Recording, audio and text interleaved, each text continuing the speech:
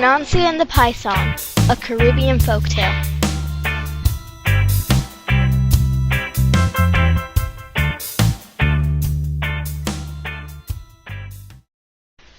Anansi stepped off the cruise ship and took off his party hat. "Where's the party?" he shouted. Then he listened for the sound of calypso and reggae music. What he heard was silence.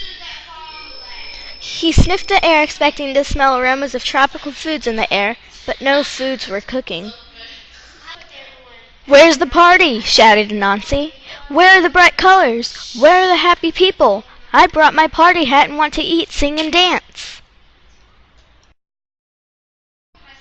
Usually, the people loved to see Anansi. He had been to this island many times before and always had a good time. But now, the island was quiet. The people were dressed in dark clothing. No singing or music could be heard. No smells of food were in the air. Anansi was known throughout the islands.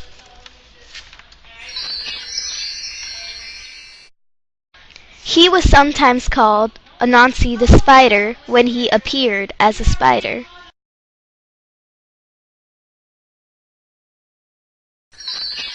And sometimes just called Anansi when he appeared as a man. He was known for his quick wit and his fun stories. Right now, the people were pressing their fingers to their lips and telling him to shh. Spider or man, they wanted him quiet. "What's wrong with everyone?" asked Anansi. "I came to party and you all keep telling me to shh."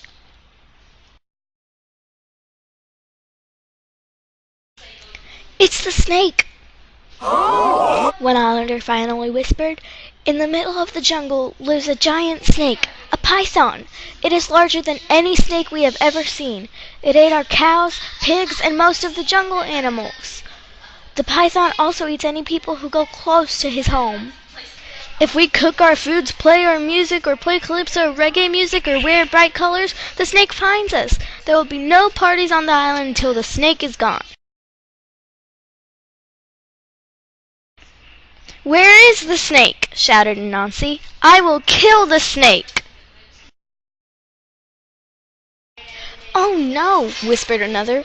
"We already called upon the sky god to save us from the snake. He told us to use our wits, but if that anyone tried to kill the python, he would send the hurricane to our island. But he said he would give a present to anyone who could stop the python's murderous ways." Anansi knew that a present from the sky god would be outrageously fantastic, so he told the villagers to bring him fresh fruit, bread, eggs, and a long rope. Then he told them to cut down a tree and carry it down by the river.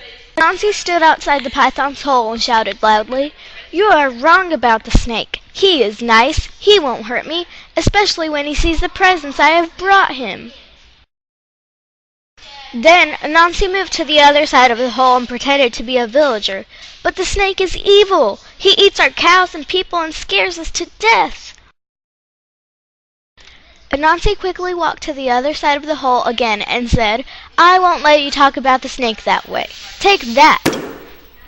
And he hit a stick on the ground and yelled in pain. "Take that, you liar!" All this noise made the snake come out of his hole. He saw Anansi, and Anansi said, "I taught that villager a lesson. He ran off. He will not insult you again." Anansi placed the bread outside of the hole. The snake flicked his tongue to taste it and came out of his hole a little more. Anansi placed the fruit even farther away. The snake came out further to eat it. Then Anansi placed the eggs the furthest away from the hole, so the snake had to come all the way out to eat them. "I am honored to meet you face to face," said Anansi.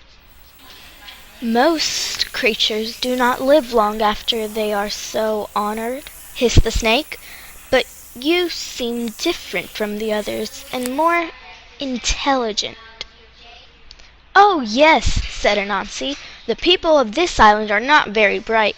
They say you are not the longest snake in the world." "What?" said the snake. "Not long?"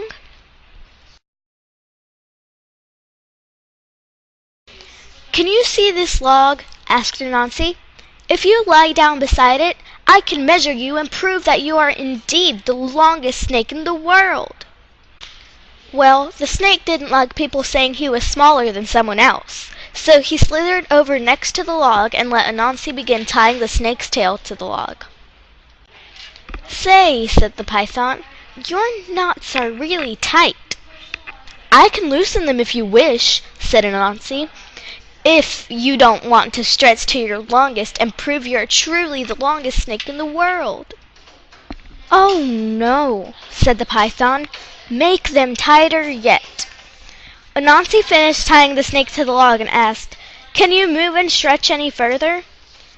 "I can't move at all," said the snake.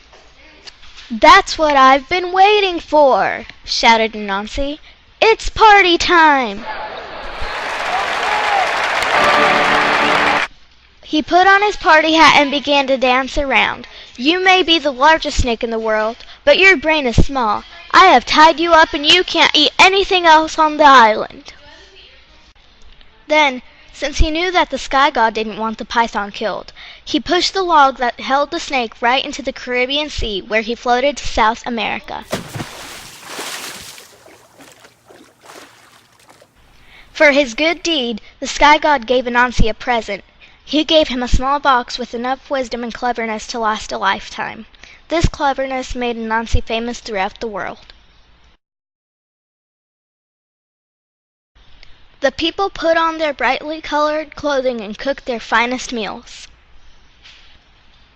They sang and played calypso and reggae music and told wonderful stories.